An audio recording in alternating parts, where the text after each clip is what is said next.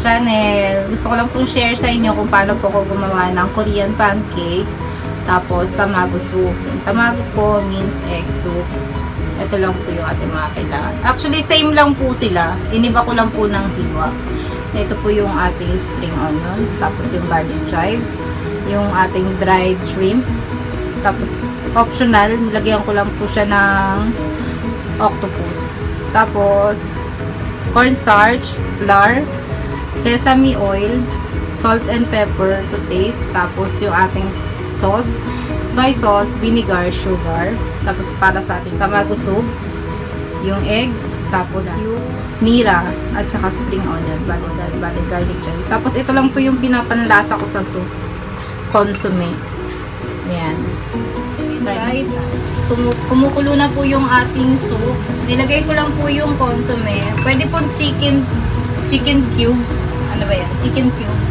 Yung pampalasa niya. Tapos konting salt and pepper. Ngayon, lalagay ko na po yung ating spring onions. At saka yung ating garlic chives. Tapos, ibit lang natin yung ating egg. Isasama na din natin siya. Lagyan lang natin ng konting salt and pepper yung ating egg. Tapos beat po natin siya. Ayan, lagay na natin siya. Habang nilalagay nyo guys, ihalo nyo po. Tapos yung pinanlalasa ko po, yun lang. Yung kaninang pinakita kong consomme. Tapos, pag kumulo na po siya, lagyan po natin siya ng sesame oil.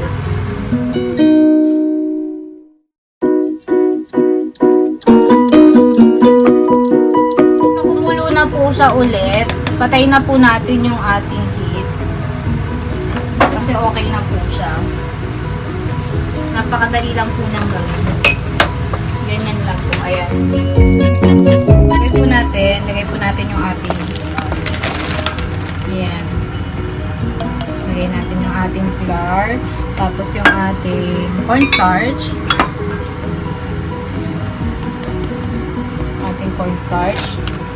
Ng konting salt and pepper. Ayan, konti lang para may pampalasa lang konti kasi meron naman tayong sauce. Haluin lang po natin siya, tapos lagay po natin yung tubig. Ayan.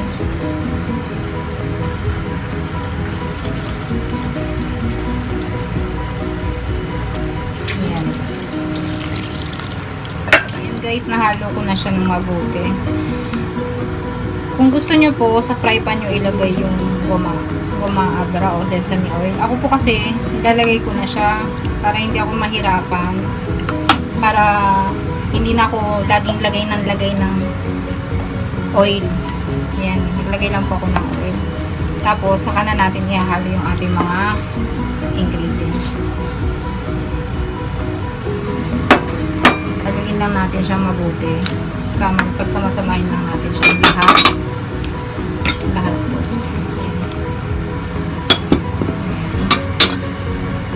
Haluin lang po natin siya mabuti.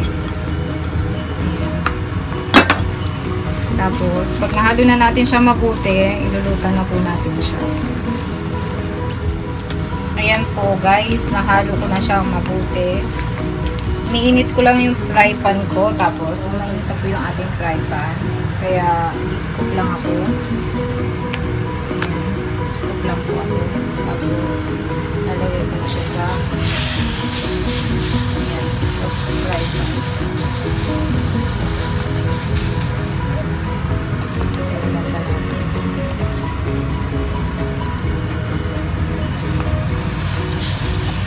Takpan po natin siya. Ayan, tapos baliktad natin. Baliktarin na natin siya. Ayan. Tapos, takpan ulit natin siya. Lutuin lang natin siya. Ayan guys. Check natin ulit. Ano na lang itsura niya.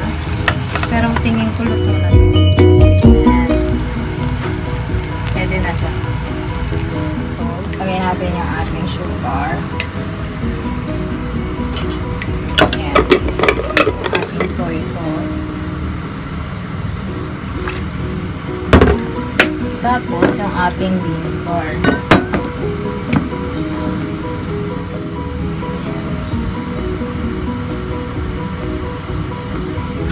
Tapos mix lang natin to. Guys, luto na po siya. Titikman ko na po siya. Ito po yung ating tamago soup. Ayan. Ayan yung ating tamago. Tadakimasu.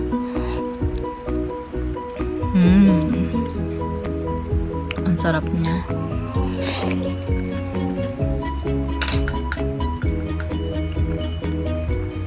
Ang sarap ng lasa niya. Na siya. Hiniwa ko na siya. Ayun pa yung isa. Tapos nandun yung isa na siya. Titikman ko na siya. Ayan. Ayan. Tadakimasu.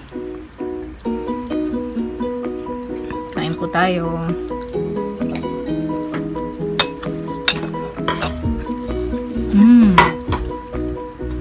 Ang sarap niya, guys.